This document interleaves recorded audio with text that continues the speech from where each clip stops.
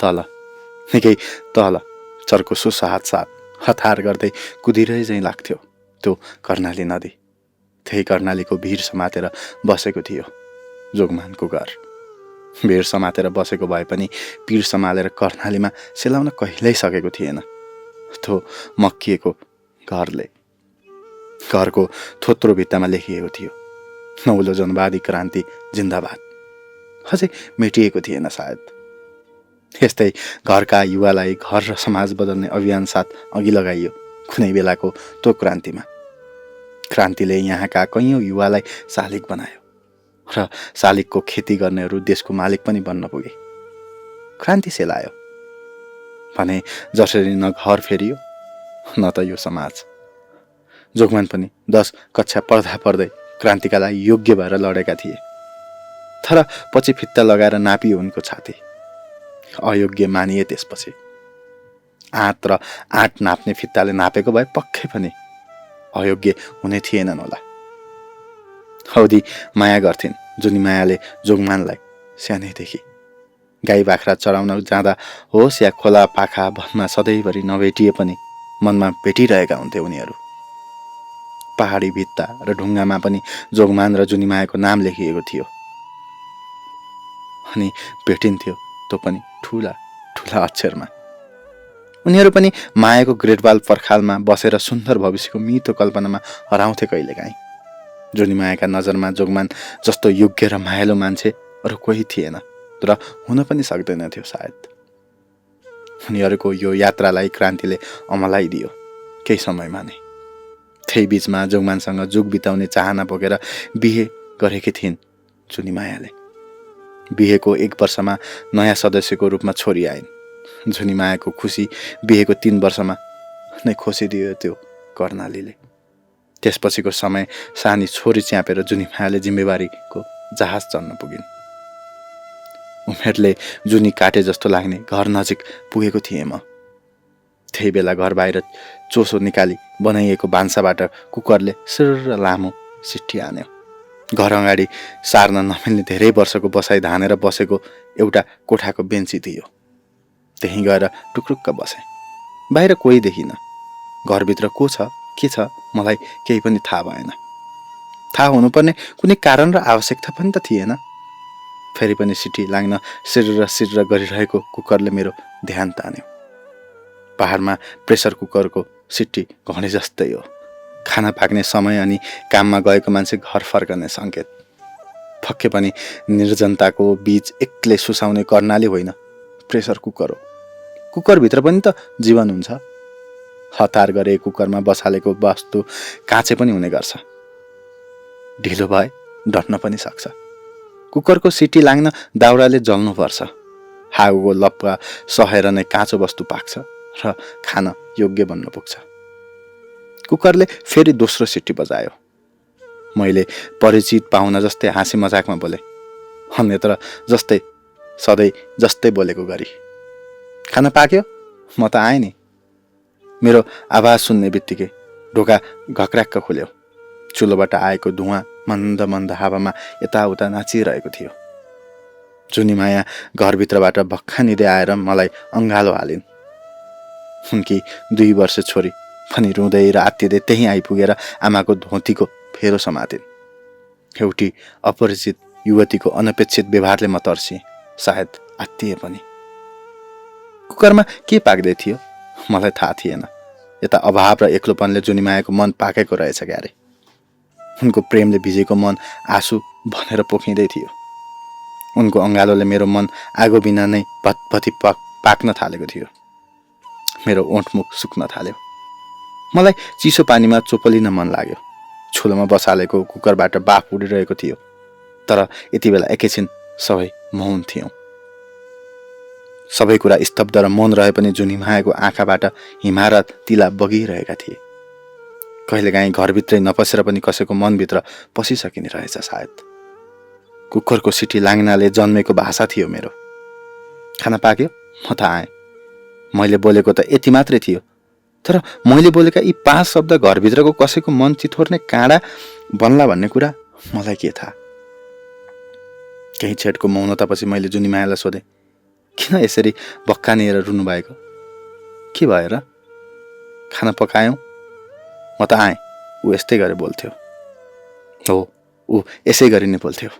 ठ्याक्कै तपाईँको शब्दमा, ठ्याक्कै तपाईँकै स्वरमा। तपाईँ मेरो लोग्नेको प्रतिरूप बनेर आउनुभयो। उसकै भाषा बोल्नुभयो। प्रत्येक दिन कामबाट घर फर्कदा उसको यही बोली हुन्थ्यो। जुनीमायाले अझै पीडा मिश्रित स्वरमा भन्न थालिन्, मानौ आफ्नो लोग्नेलाई जसरी। तपाईँ किन यति निष्ठुरी बन्नुभयो? यो कर्णाली जस्तै, आँखाकी नानी जस्तै छोरी छोडेर किन खरानी बन्नुभयो? फेरि भनिन्, हेर्नु त छोरी, उसले आफ्ना कुरा भाषाका रूपमा भन्न नसक्ली के उसले महसुस गरेको अभाव बुझ्न सक्नुहुन्छ? मैले जुनीमायाकी छोरीतिर नजर लगाएँ। उसका आँखाले पनि बाबुलाई नै खोजिरहेका थिए। मैले सानी नानीलाई सोधेँ, नानी तिम्रो बाबा खोइ? उसले केवल आकाशतिर हेरी। सायद भगवानको घरमा आकाशतिरै हुनुहुन्छ भन्ने कुरा जुनीमायाले सिकाएको हुनुपर्छ। छोरीले बाबा खोजिरहँदा श्रीमान गुमाएका हरेक आमाले दिने जवाफ यस्तै त हुन्छ नि। जुनीमायाकी सानी छोरीले एकपटक मलाई हेरी र आशाको दियो बालेर कसैको प्रतीक्षामा पर पर बाटोतिर पनि हेरिरहे। म पनि त्यही बाबुको दीर्घ प्रतीक्षाको बाटो हेरेर बसेकी अबोध बालिकातर्फ निहालेर टोलाइरहेँ एकैछिनसम्म। केही बेरको पर्खाइपछि जुनीमायाकी छोरीको अनुहारमा मलिनता छायो। मलिनता आँसुमा परिणत हुन थाल्यो। आँखाभरि टिलपिल टिलपिल आँसु भरे, तर भुइँमा झारेकी थिएन। मानौ आँसु भुइँमा झरे पनि बाबा फर्केर आउँदैनन् क्यार भन्ने डरले पनि होला कि उसले आँखाभरि भरि भइरहेका आँसुलाई सकेसम्म सम्हालेर बसिरहेकी थिए। साँच्चै नै साना बच्चाहरूले सम्झनाको अर्थ बुझेकै हुँदैनन्, तर अभावको भाषा भने बुझेका हुन्छन्। उनीहरूका लागि बाबा भनेको आउनुपर्ने मान्छे हो, तर कैयौँ दिनसम्म पनि आफूलाई काखमा राख्न नआएको मान्छे नफर्क पनि त सक्छन् भनेर कसरी बुझ्न सकेका हुन्छन् र? बच्चा सानै भए पनि उनीहरूले आमा बुवाको अनुहार र ओठमा खेल्ने मुस्कानको माया खोजेका हुन्छन्। जुनीमायाकी सानी छोरीका अनुहारले पनि दुवैको माया खोजिरहेको थियो। जुनीमायाले त म नै जोगमान भए जसरी नै उत्तरै दिन नसक्ने प्रश्नहरूको घेरामा पारिसकेकी थिइन् मलाई। एकछिन त केही बोल्नै सकिनँ। यस्तो बेला केही बोल्नु र सुन्नु भनेको मुटुमा किल्ला हान्नु जस्तै हुन्थ्यो। मनमनमा कल्पना गरे, कहिलेकाहीँ कसैको जीवन एउटै वाक्यमा बाँधिने रहेछ, झपक्क दुधे छोरीको काखमा चेपे जसरी। म निकै असमञ्जसमा परे। यस्तो बेला जुनीमायालाई म तिम्रो जोगमान होइन भनेर कसरी सम्झाउँ? आज मैले जुनीमायाका पूर्व स्मृतिका छेडहरूमा सलाइको काँटीले भरर आगो सल्काइदिएको थिएँ। त्यो आगो सायद कर्णालीको जम्मै पानी एकैपटक खनाए पनि निभाउन सकिँदैन थियो। उनका लागि जोगमान जुगमान थिए, निस्वार्थ प्रेम र समर्पण पनि थिए। खाना पकायौँ? म त आएँ। जोगमानले प्रत्येक दिन भन्ने यो कुरा एउटा औपचारिकता र शोधनी मात्र थिएन, जुनीमाया प्रतिको अनन्य प्रेम थियो। सानी छोरीका निम्ति बाबुको न्यानो काखको प्रतीक्षाको समाप्तिको सुखद क्षण पनि थियो। करिब मध्याहको समय भइसकेको थियो। कर्णालीको सुसाद उस्तै छ, हिजो अस्ति जस्तै। फरक यति हो, कर्णाली अचेल हिउँ मात्र पग्लिएर बगेको छैन, त्यहाँ जुनीमायाका हिमाल र सपनाहरू पनि बगेका छन्। यतिन्जेल जुनीमाया पनि काठको बेन्चमा बसी आफ्नो जीवनको ग्राफ केलाउन थालिसकेकी थिइन्। उनको जीवनको यो ग्राफमा सपना, पहाड, भोग, सम्झना, आँसु र छोरी सबै थिए। उनी मेरा लागि तर्ने नदी थिए, म भने उनका छेउमा डुबेर बाँच्न चाहने एउटा मान्छे मात्रै। छेउमा डुबेर बाँच्न चाहने मान्छे भने पनि उनी मेरा अघिल्तिर भावनाको नदीमा बगिरहेकी थिइन्। उनले भन्दै गइन्, म सुन्दै गइरहेको थिएँ। भनिन्, म त अहिले खल्टीमा साँचो नभएको घर जस्तै भएकी छु। मैले जसरी भए पनि आँसुको ढिक्काले बनेका मनका पर्खाल फोडेर बाहिर निस्किनै पर्छ। छोरीको हात समाएर मेरो हृदय जति टुक्रिनु थियो टुक्रिसकेको छ। अब बाँकी के नै छ र? अभाव र यादहरूमा बाँच्न सिकेकी छु। चाहेका कुरा सबै नपाइदो रहेछ क्यारे। अब त मैले दुःखलाई साथी बनाएर बाँच्ने अठोट गरेकी छु। म चुपचाप जुनीमायाको जिन्दगीका कथा सुनिरहेको थिएँ। खेल्दै कथा कथाबाट छोरी आमाको काखमा टुसुक्क बस्न आइपुगेकी थिइन्। जुनीमायाले केही बेर छोरीलाई थुमथुमाए र बेन्चीबाट उठिन्। मैले जुनीमायाका कुनै पनि कुराको जवाफ दिन सक्दिनथेँ। म त सौन्दर्यको रारा खोज्दै हिँडेको यात्री थिएँ। रारा सौन्दर्यको मात्र हुँदो रहेनछ, सङ्घर्ष र अभावको गहिरो रारा भेटेँ मैले यहाँ। यो अभाव, विपन्नता र एक्लोपनभित्र पनि आशाको फुल सिउरेर बसेकी जीवनवादी रारा थिइन् जुनीमाया। यहाँभन्दा गहिरो र सुन्दर रारा खोज्न कहाँ जानु र म अब? म बेन्चबाट उठेँ। उनले खाना खाएर जान आग्रह गरे। मैले मानिनँ।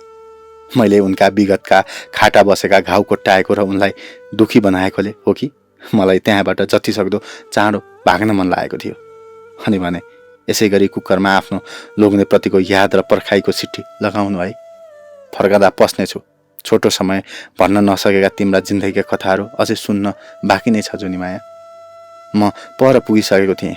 जुनीमायाले मायालु नजरले बिदाको हात हल्लाए। प्रेसर कुकरले फेरि सिटी लगायो। सायद मलाई नै बिदा गरे जस्तै लाग्यो। मलाई कुकरको सिटी र जुनीमायाको जीवन उस्तै उस्तै लाग्यो। जुनीमायाको जीवन प्रेम र पतिसँगको सम्झनाका शब्दमा कुकरमा पाकिरहे जस्तै लाग्थ्यो। उनको त प्रेम, पीडा अनि छोरीको आशा र भविष्य तर्न नसकिने कर्णाली नदी जस्तै गहिरो थियो। अब जोगमानले घर आई कहिले यस्तो कुरा भन्ने छैनन्, तर कुकरको सिटी बज्दा उनको आवाज भने सधैँ आइरहनेछ, बाँचिरहनेछ त्यो घरमा। जुनीमाया बाँचुन्जेल। जुनीमायाको माया र यादहरू 1 वर्ष 2 वर्ष गरी यस्तै सिटीमा पाक्दै जानेछन्। प्रेसर कुकरको सिटीसँगै आउने यादहरूले कति सताउने होला है। उनी जुनीमायालाई